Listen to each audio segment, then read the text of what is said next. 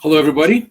Good morning, good afternoon. Welcome to our webcast, a practical roadmap for AI enablement at scale. I think it'll be, I do hope, an interesting conversation for everybody. It's certainly a hot topic for everybody, how to be AI enabled. And we believe that there's a real interesting synergy and conversation between an MDM vendor like Profisee and a strategic systems integrator like Avanade. There's a really interesting crossover between what the two of us do, and that's what we're going to explore in this webcast here. Let me first introduce my co-presenter, Ryan Price. Ryan is the leader of the data and AI practice for Europe and the Middle East for Avanade, and he is the executive sponsor for the strategic relationship between Profisee and Avanade. You want to say hi, Ryan? Yeah, hi everybody, and thank you very much, Martin, for the introduction, and really looking forward to the webinar today. So, looking forward. Excellent. And I should introduce myself, I suppose. My name is Martin Boyd. I'm the VP of Product Marketing for Profisee, and I'm going to lead us through the first part of this conversation, which is going to really be about why AI needs to be enabled through improved data, and a little bit of how we do that, particularly in relationship to Microsoft and Microsoft Fabric, which we find is an excellent way to go about it. Then Ryan will talk a little about what Avanade brings to the table here in terms of plotting out the practical roadmap part of how to do it. You know, the idea of, you know, where do you start, what skills might you need, and all of that kind of stuff. So we'll get into that as we go along.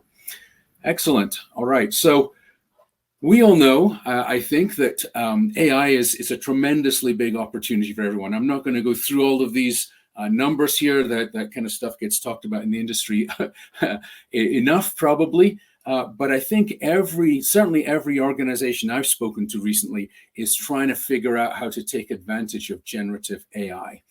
The opportunity for just being more streamlined and more efficient in some of the things you already do, but also really getting to the next level in terms of new insights and opportunities that can be derived from your enterprise data is really the thing that we want to focus on here. We all are familiar with just using public ChatGPT, etc. I would imagine we all are.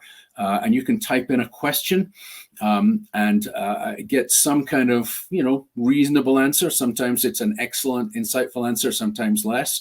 But the structure of generative AI is really good at predicting the next word in a sentence, and that has some level of context to it. But when you're trying to extract value from your enterprise data, the opportunity is a little bit different, and that's what we're going to get into here. So opportunity for really creating amazing new value in organizations, and we're going to get into when it comes to your enterprise structured data, how do you do that? So all of this stuff, people are trying to figure out how to do it. It is a great vision, and what we're going to talk about is how to make it a reality, because some of it is not maybe as straightforward as you think, but it is incredibly valuable. So that's what we're going to do. So even Satya Nadella talks about, when he's talking about the value of AI and some of the insights it can bring to the organization, he talks about and concedes that the most important database in your company is the database underneath all of your productivity software, except all of that data is siloed today. So your productivity software is going to be, you know, the ERP systems like Dynamics, or if you're with Microsoft, or BizApps more broadly, but it could be the ERP systems of, you know, or the CRM systems, whatever those enterprise business systems are. That data tends to be siloed, and that's the thing that we need to address if we're going to take advantage of all of that data. So here's how we think about it. In terms of the value of the data, on a vertical axis, what value you're able to extract from it, and then on the horizontal axis here, the accessibility or level of governance that you have applied to the data.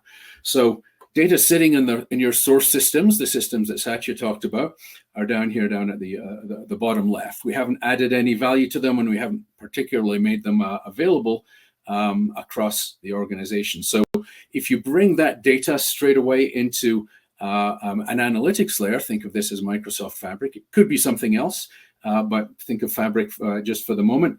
You bring it into the data analytics layer, you've made it a lot more accessible presumably, but you haven't really added much value to it because it's still the same data as it was before.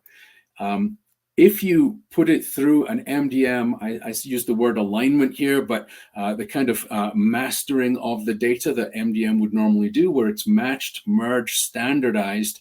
So the master data, at least, is now reliable. It's now something that you can trust. You've added quite a bit of value to that data because you've matched and merged things that may be disparate across different systems, and you've added more governance to it.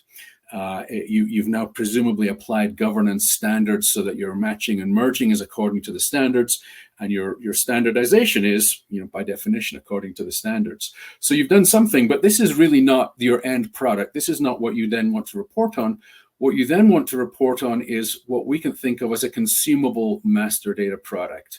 And that is the master data, the match, merge, standardized data that is now fully packaged, including the transactional data that may go along with the master data.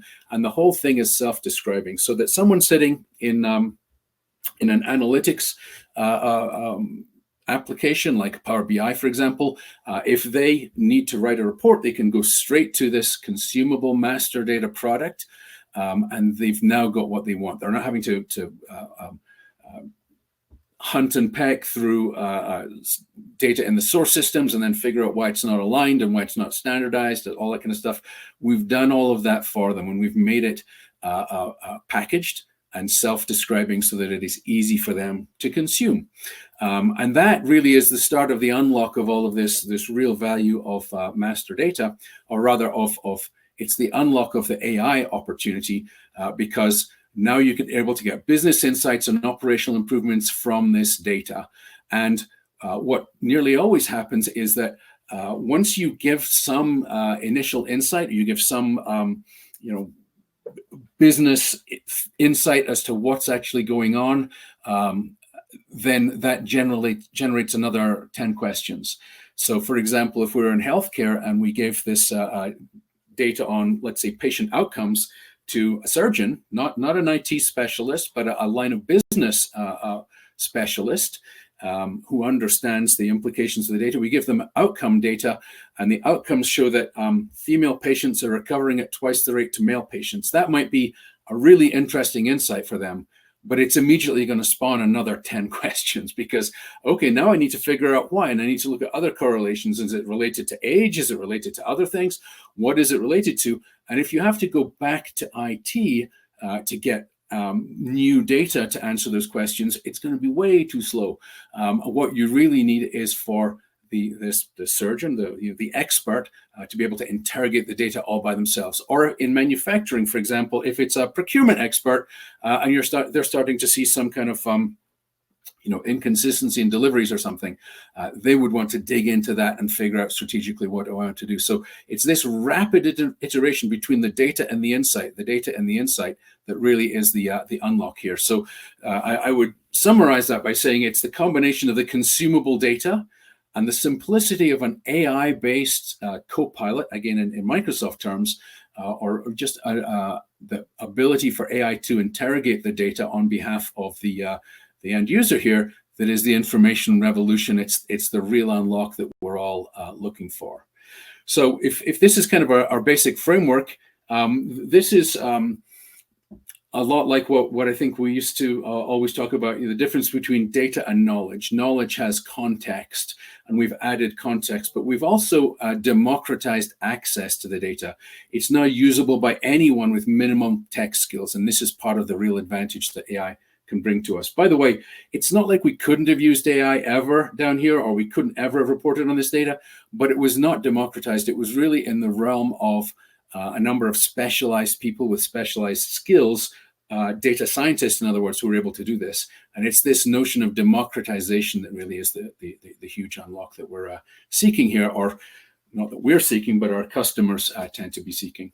So if we think about this in terms of organizational responsibilities, IT may be responsible for maintaining and managing these source systems.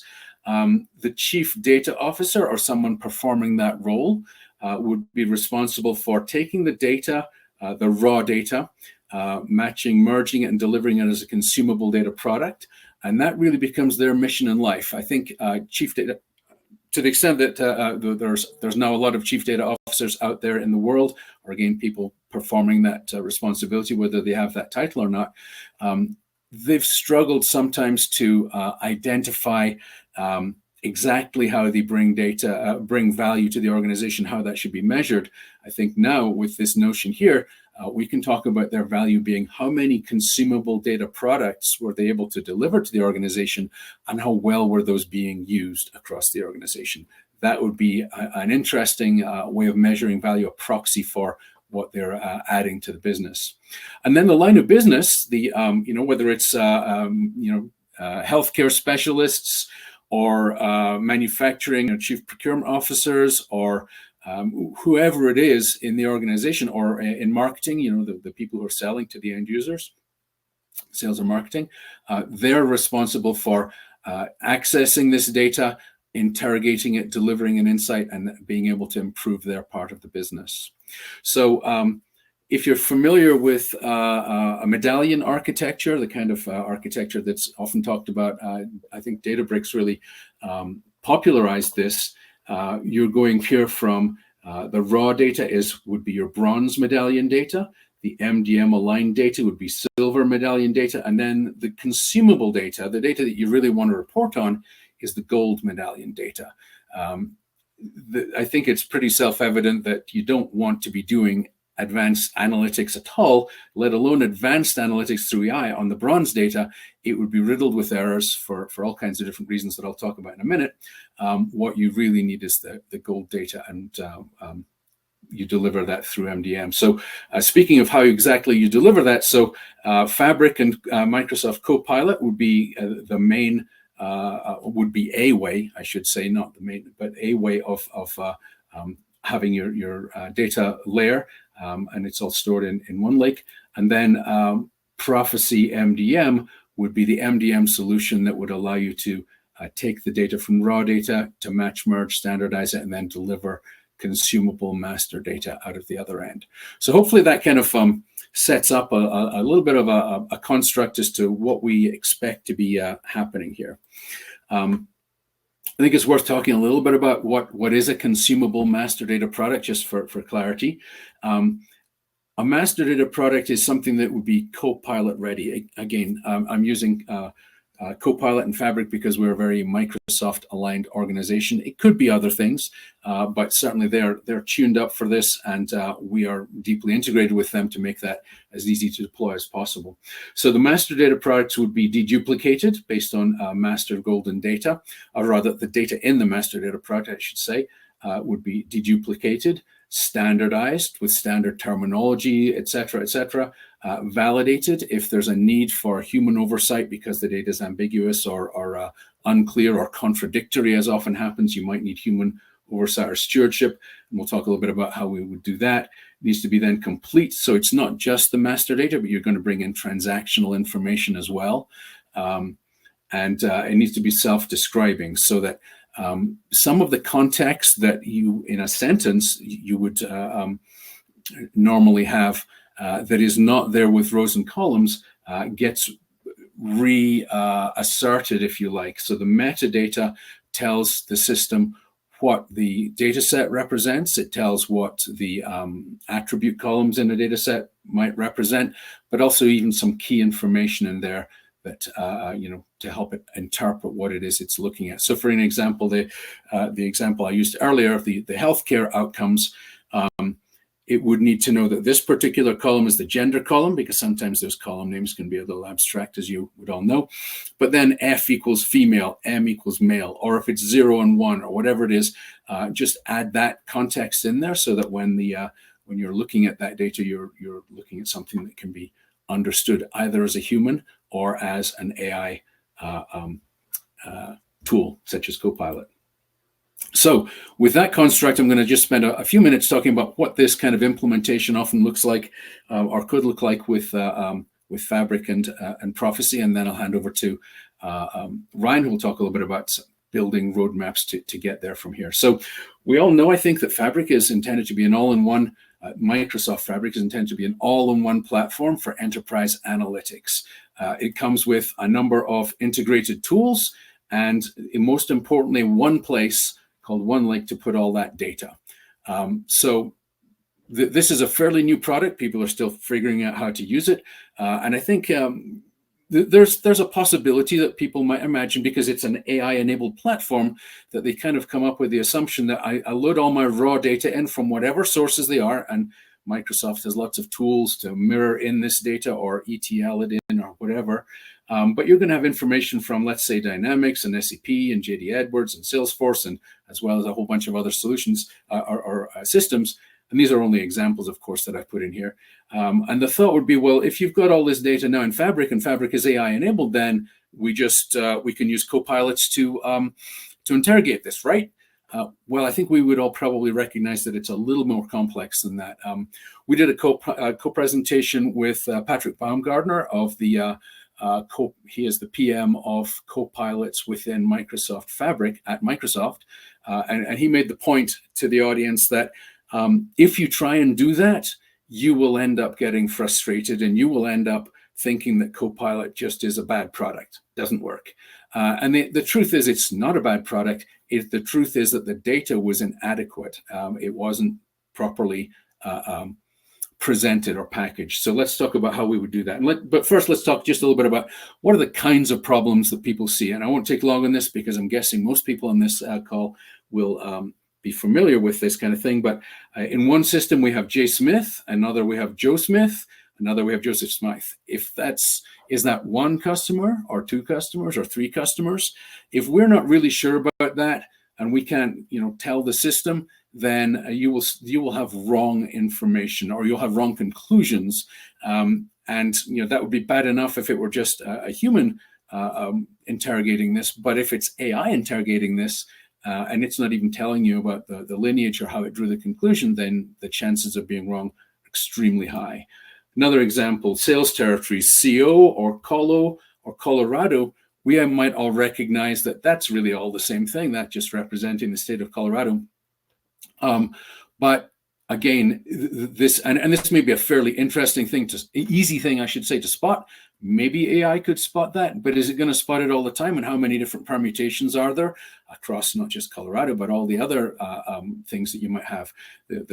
As simple a problem as this is, if you don't present the data correctly, the chances are you're going to be wrong. And then materials planning, TU 5599 in SAP, and it's called tungsten ore in JD Edwards. If you don't we might know, or rather an expert in the business might know that this is the same thing, but because it doesn't look the same, doesn't sound the same, what are the chances that anyone's going to guess it's the same from an analytics perspective? We need to fix that. The way that Profisee does fix this is through what we call adaptive master data management. We have I should say about adaptive. Some MDM solutions try to pre-package up a whole set of rules or a data strategy or something that they imagine is how you're going to master your customer data or your product data. What we have seen in the real world is that coming with a pre-built set of rules never really matches exactly what it is you're trying to do as an organization. And so you spend more time configuring that software and trying to make it work for you than if you had a system that was very quick to configure to exactly what it is that you need, rather than having the pre-built rules. So that's how we go about it. And we start at the entity level with adaptive coverage, which is where you're able to build as many master data entities as you would like. There's an unlimited master and reference data domains, and so it can adapt to your requirements. We have customers who do, simple customer or product or whatsoever, but how they build those and exactly what's in those are very specific to them. And then we have other people who do completely unique things that no one has ever thought of before. One of our customers, Nestle Purina, that I'll talk about in just a little bit, they're mastering pet owners and their pets as one part of what they do. I don't know that anyone would have pre-built that domain. So it's important that we provide an open system where you can build at your request anything that you would want. So adaptive coverage is important. Adaptive rules. So we have match merge rules, data quality rules, workflow rules, a lot of different things that tells the system how to act in a particular situation. And they should all be, again, not preset based on what somebody guessed that you might need, but based on what you actually do need and how people react to that information. And then data stewardship, as much as we want to automate as much as we possibly can, there is going to be data that is just either wrong or very ambiguous, and it requires a human being to intercede at some level. And so we have this concept of mini apps. We call them fast apps in the system. You can build as many of them as you want. They can be role, task, and domain specific. Our objective here is not to give someone a big, complex system, a data steward, a big, complex system they need to come in and learn, because these people are experts in the business. They're not necessarily software experts, and we don't want them to have to do anything complex in that regard. We want to make it as simple as possible for them, so that when they come in the morning, they've got 10 questions they need to answer because these things came up as the data was being reviewed, and it got assigned to them. They can answer those 10 questions and then they can move on with their day. We're not having to, they're not having to learn a lot of complex software. Things that we do to make that help even more streamlined are we have some AI assistants that we built into the stewardship experience, as well as integration with Microsoft Adaptive Cards, which allows form-based questions to be entered into Outlook or Teams, and so someone can answer those questions perhaps without even logging into to Profisee.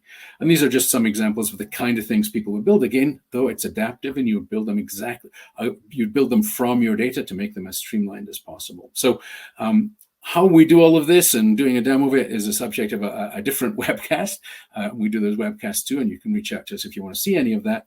But for now, let me just go back to this picture and figure out, how does Profisee, this set of tools that we just talked about here, interact with this data? Well, first, it's important to think about governance. So Microsoft has a product called Microsoft Purview that is there for governance. We've been integrated with it for about 2.5 years now, ever since it was first launched.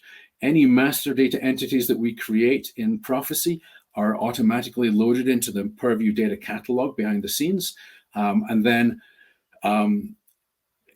governance stewards working in Purview can add governance standards and policies to that, and all of that information is made available back inside of Profisee. So when Profisee is doing all the match merge standardization, it can be doing it, it can be enforcing the governance rules that were specified in Purview. So this little two-way integration here is tremendously helpful. If you don't have Purview, you can still do all of the same stuff, but if you do have Purview, it is a really interesting, it's a very nice synergy between the two products.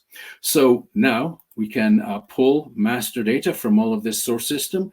We can bring it into Profisee to match, merge, standardize all of that data, and then publish it back into Fabric as these consumable master data products that I talked about earlier: consolidated, certified, trusted, and ready to use. And again, these would be constructed according to the requirements, the reporting and analytics requirements of the company. So we might do a product 360 or a customer 360 or a contact center history or risk exposure or whatsoever. And if we're doing this in healthcare, we might have a completely different set of examples here, where we're pulling information from systems like Epic or whatsoever, putting them through here. And then we have patient billing, or we have provider hub, or the things that are particular to what it is they're trying to accomplish. But now that we have this consumable data, and remember, this is the same thing I had on the previous slide, it is designed for consumption by the end user, meaning the line of business stakeholder. So they, if they have minimum tech skills, can sit in Power BI and can start producing information or reports, insights around product information or customer or whatever, or risk or whatever it is. But because Fabric is AI enabled, it comes with a whole set of tools from OpenAI that are now packaged as Copilots that simplifies analysis and consumption of this data here. So now a line of business executive with really minimum technical skills can type into their Copilot, identify for me the high probability upsell opportunities in my customer base, or chart the excess risk in the Southeast, or how is customer satisfaction trending in Canada. Because we've assembled this data to be consumable, and because we have these Copilot AI enabled tools that enable it to interpret the question and know where in this consumable data to go find an answer, or not just find a pre-built answer, but find the information that can be presented so the human can have an answer. We're really starting to close the loop and add the AI business value that we talked about at the beginning. So that's really kind of the main point that I wanted to make. Now, this is how you implement some of that more conceptual stuff I said at the beginning. Just to kind of complete the picture, again, we talked about that medallion architecture. This is your bronze data, your silver data, and the gold data, the consumable data products, once more, is the information that you want to report off. So hopefully that all made sense. I'm just going to cover one really quick customer use case, and then I'll hand over to Ryan to talk about some of the practicalities of doing an implementation like this. And by the way, I should have said right at the very beginning, I think I forgot. If you have any questions at any point here, please drop them in the Q&A. Hopefully you've already been doing that, and we have people who can answer those questions as we're going through here.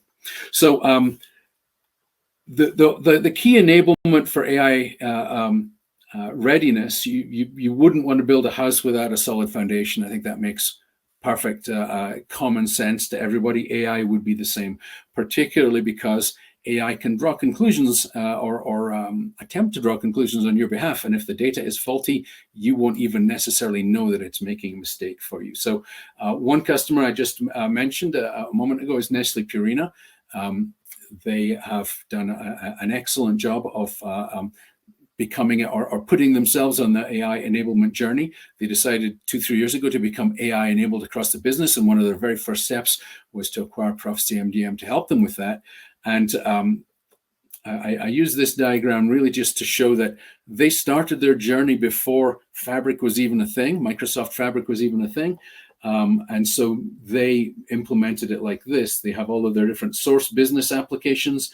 They load into Azure Data Lake from Azure Data Factory. They use Purview and Profisee in this kind of two-way integration mode that I talked about earlier to match, merge, standardize the master data, put that also into Data Lake, which becomes persistent storage for about 400 different data sources.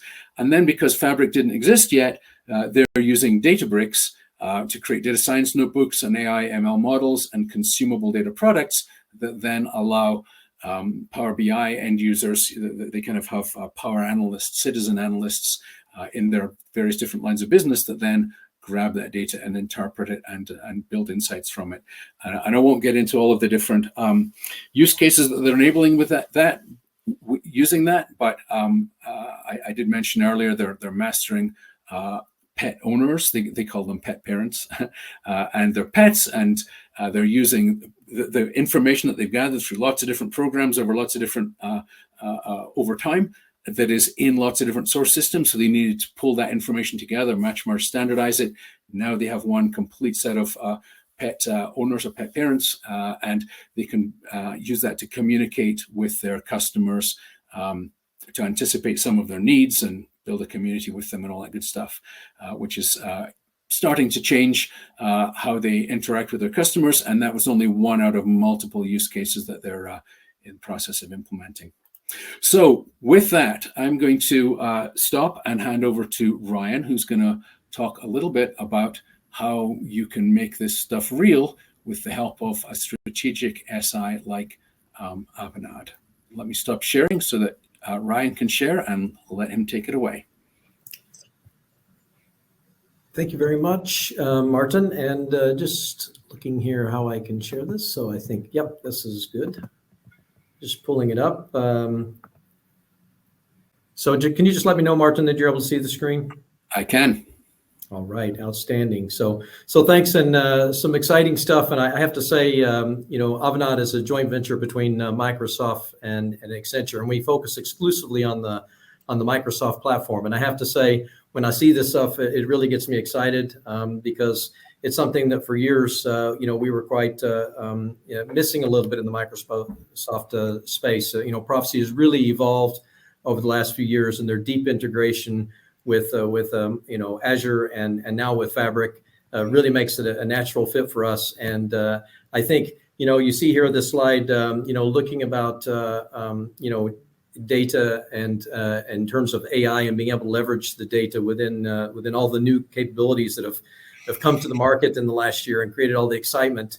It's great, to have a solution that's so integrated and helps you ensure that you have this easy to find, highly reliable, high quality data sets that you can do all these great things in AI. And of course, on the extreme side, it can even be a bit dangerous if you're using data that's not trustworthy to do some of these AI things. So really exciting times, and we see a real renewed interest in the market because of some of this of really, hey, we need to go back, we need to get our foundation, we need to get our data platform in order, we need to get our governance in order, and MDM is part of this process. So I think some real interesting. What I will do is just walk through a little bit of the things that I think are important in this space and the things that need to be considered, and then talk about some of the lessons learned and some examples and how you might get started today. But I think if you look in terms of today's data realities, it's quite broad, right? So asking the question, what data do I have? How do I connect my data across the enterprise? Is it trustworthy and AI ready? Can people access this data? What's my compliance exposure, and how can I enable these business insights even faster? If we look at the what's going on in the world right now, this very volatile things that are going on in the market, very difficult to predict. We have war that's going on here in Europe, that changes things on a daily basis. Anything you can imagine, basically making that cycle of having the data available to make quick decisions and accurate decisions has never been more important. And even sometimes in the survivability of organizations where competition is quite heavy and they really need to be able to give a good steer.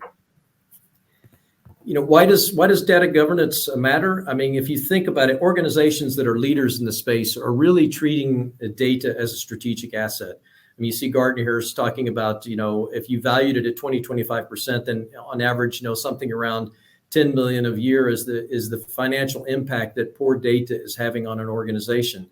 You see, if you look here across a number of different organizations that have been surveyed, talking about, spending 2 hours a day looking for information, for example, and only 50% of that information they find is, actually has no value. So it's just complete, utter waste of time. Accidentally using the wrong data. This is happening quite frequently.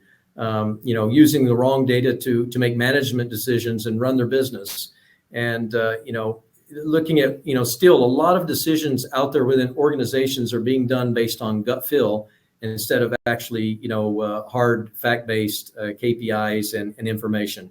So really, this overall governance, if you think about the fabric within an organization, I like to think of a fabric, a term that was coined a couple of years back from Gartner, really being this thing that's pervasive through the through your data estate, whether it's security, whether it's in governance, all of these things that you just need them to be there. But it does take some work and it takes some effort to make sure that they're there and that they are pervasive within your organization. Why is master data important? Because, really this single source of truth that Martin just talked about, I think you really covered this in quite some detail, but at the end of the day, having this organized, having these, certified or golden data, these certified data products can really help you reduce cost, increase revenue, improve your overall customer and stakeholder experiences. And what we're really focusing on today, help to increase your AI readiness within the organization. You see a number of the important kind of business outcomes here, we talk about these. Also, regulatory compliance and security, I think, are again, we're seeing that the amount of compliance, especially if you're in industries like financial services, this is just a basic license to operate that you have these things up in order. But now also with things like sustainability. And the reporting that's associated and required around that, having your data in order and being able to address these mandatory reporting and compliance things is critically important. And you have to really have your data in good order in order to be able to do that. if you look at your journey, I mean, really, master data maturity journey can kind of be looked at from, the initial aspect where you think, okay, we need to do something here. There's some recognition of, we have duplicates, we have data that's not of good quality, and we really ought to be trying to do something. I think a lot of organizations have known that this is going on for many years, and they've wanted to do something about it. Maybe they've tried to do something about it and weren't successful. And now they're coming back around and saying, with this AI thing on the horizon, we've really got to tackle this now. And luckily, with the development of some of the tools and also AI and automation, these processes of getting your MDM in order are actually also getting a bit easier, which makes it something that's more palatable for organizations. And that approach can also have an impact on how successful you are. So, this reactive mode, or maybe moving on to a more active mode, of where you're understanding the implications of your master data. You've got things to improve quality in place, but it's really maybe the scope is in isolated systems, and you're hoping to move forward to more of like a proactive state where you've got this framework in place. You have your silos that are integrated and synchronized with the data repository. You've got your strategy for MDM and MVP completed. And finally, I think, kind of the utopia where you're looking to really be in more of a managed situation, where all of your applications referring to your single master repository, matching and quality validation processes are in place. You've got your KPIs so that you actually, your data owners know how they can measure their quality, and new applications that are onboarded, have a process that they can step right into. So, these are the things that we can help you with, but that you're looking at in terms of moving from kind of an initial capability where you're thinking about it to a much more managed and predictable outcome. There's a number of business reasons to implement MDM. We've already touched on a few of them, but from data quality and AI readiness, I mean, I think this AI aspect is really driving a lot of organizations to come back and readdress and really, we've got to get this data where we can leverage it. We're setting on a gold mine. You hear these kinds of expressions coming from CDOs and from CIOs about, we've got to be able to monetize our data. We need to have, consistency within our data. So it's, part of this quality, the single source of truth, accessibility to it. And there needs to be good, strong governance behind all of this. And, these things will lead to many of the benefits, these value drivers will lead to many of these benefits like operational efficiency, data-driven decision-making, helping become a data-driven organization where, democratization that Martin talked about, where, everybody in the organization is empowered with data and information and knowledge. Supporting your strategic initiatives that you have within your organization, for example, some of the great opportunities that generative AI are providing. And ultimately, cost savings, this can really impact your bottom line and impact your overall business. And this is at the end of the day why we're doing it. Being able to enrich your data with user interfaces and automation and these kinds of things. And lastly, this single source of truth, that your data means the same thing no matter where you are in your organization, and it's trustworthy. In order to put all of this in place, you really need to approach it from a framework perspective, and this is the framework that we look at. We call this a data governance framework for cloud and AI. You've got various inputs that go into this framework, whether it's your business drivers, rules, industry standards, things like responsible AI, which we hear a lot about these days and know how important that is. And then you see a whole list of things that need to be considered, like data ownership, cataloging, classification, lineage, quality controls. And then, of course, very important in this whole process is your master and reference data, which we're, focusing on today. With the outputs being, this democratization we're talking about. So empowering everybody within your organization to be able to make fact-based decisions and to find the information that they need. Leveraging things like generative AI, where they're not, spending that 2 hours to only find 50% of the things you're looking for, that, you're getting much closer to, every hour you spend, every minute you spend is providing the results you're looking for. And lowering your security risks, keeping business focused, and of course, overall, this AI readiness we keep talking about.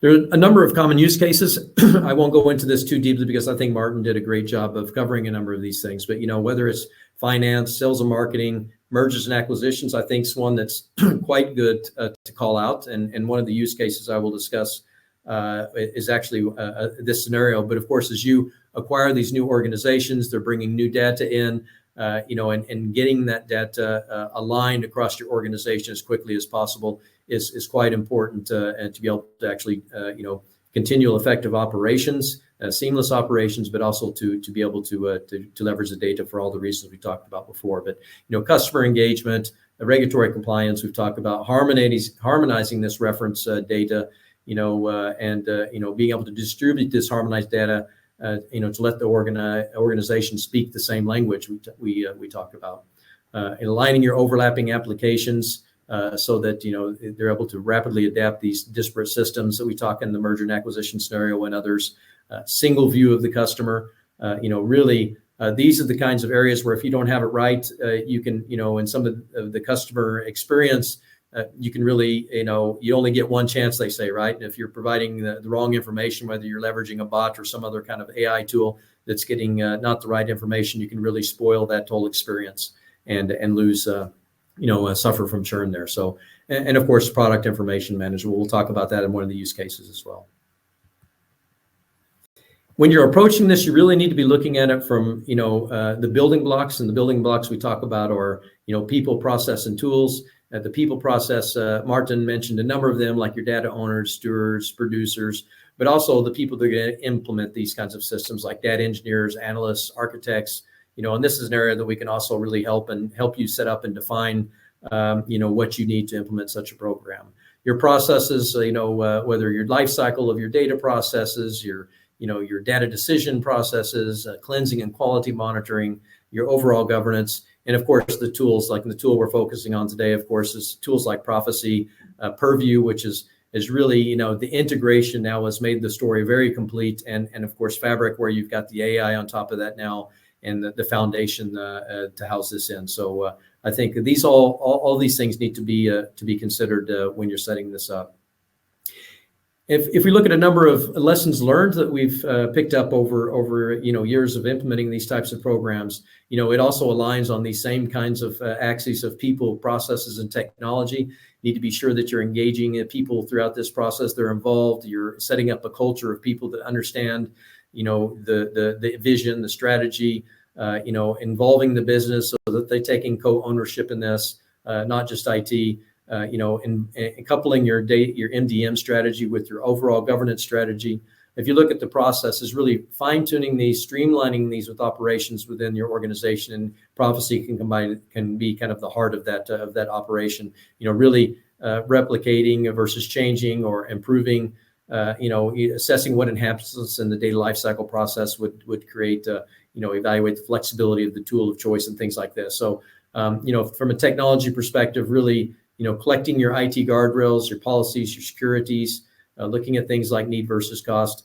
These are some of the key lessons learned. Of course, as you do this, and we always say a great way to start is to start small and then expand. Pick a particular domain that you want to implement MDM on. You don't have to have everything perfect, everything in place to get started. You can get started and use that as your baseline and to improve on and continue to replicate.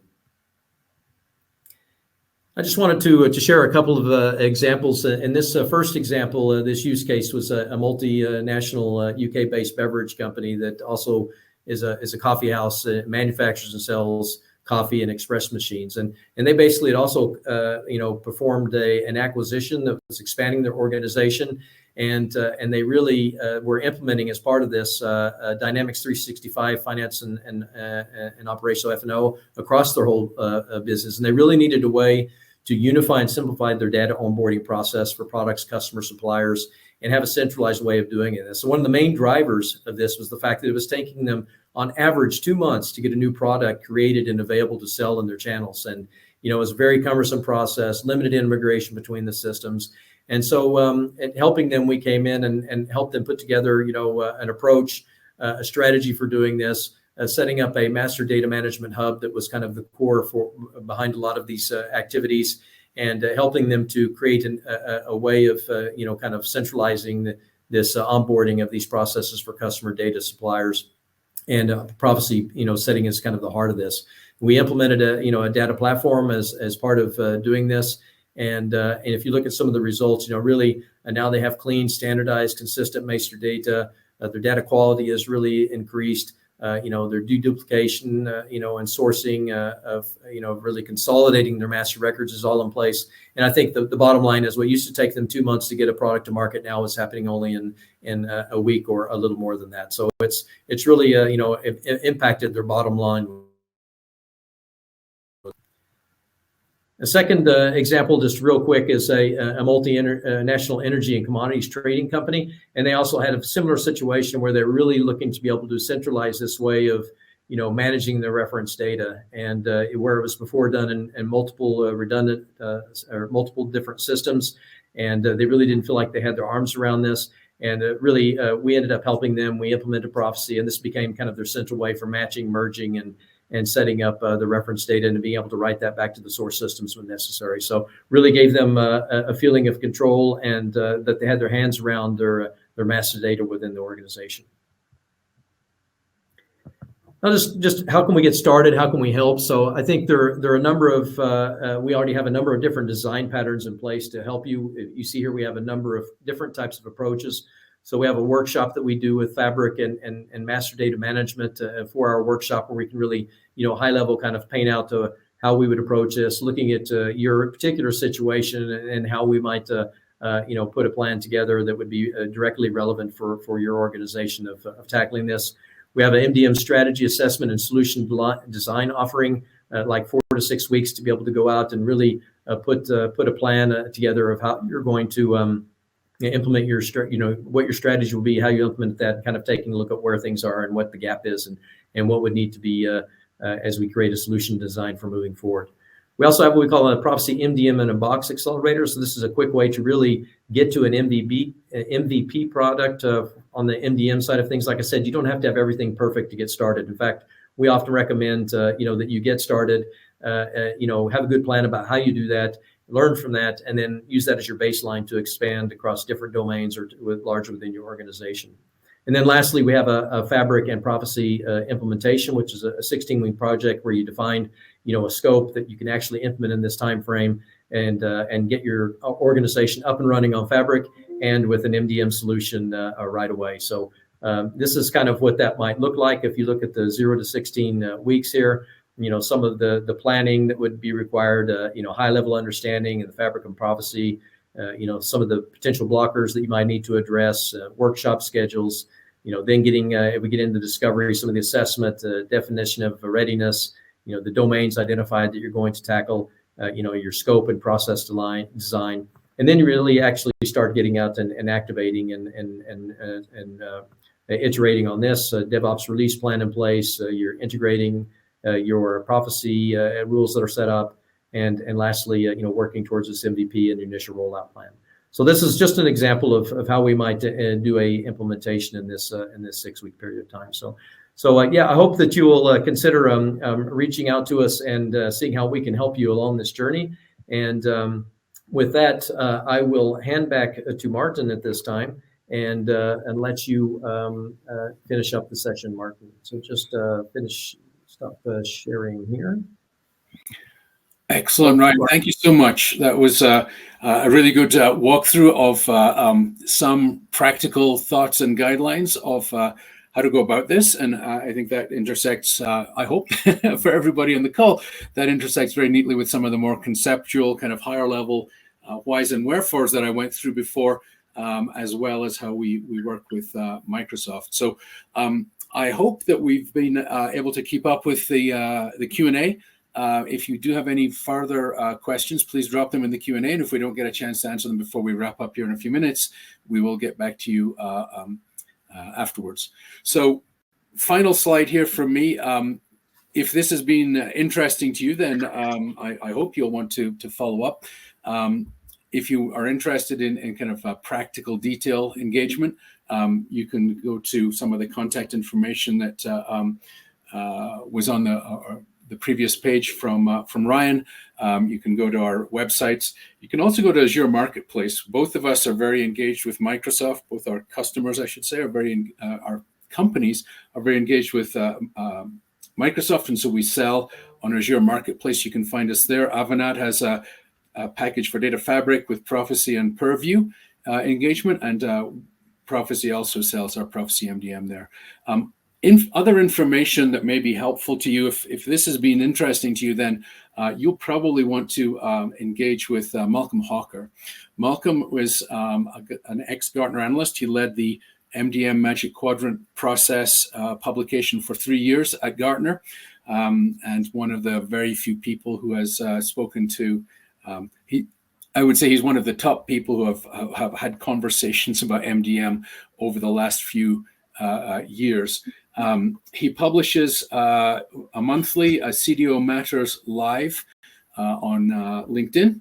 You can go find him on LinkedIn and engage there for any live Q&A that you're interested in. He also does a podcast that publishes on Spotify, Google, and Apple, and it's getting a pretty big following because he interviews really interesting people to talk about all things to do with all the things we talked about here today: master data management, AI, but much broader data strategy and governance, and a lot of really interesting stuff that you'd probably